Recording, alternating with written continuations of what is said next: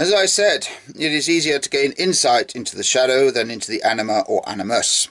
With the shadow, we have the advantage of being prepared in some sort by our education, which has always endeavoured to convince people that they are not 100% pure gold.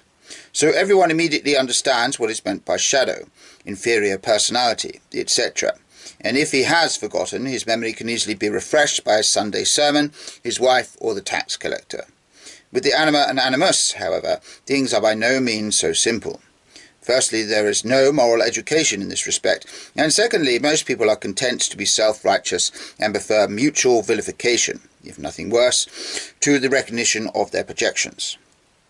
Indeed, it seems a very natural state of affairs for men to have irrational moods and women irrational opinions. Presumably this situation is grounded on instinct and must remain as it is to ensure that the Empedoclean game of the hate and love of the elements shall continue for all eternity. Nature is conservative and does not easily allow her courses to be altered. She defends in the most stubborn way the inviolability of the preserves where anima and animus roam.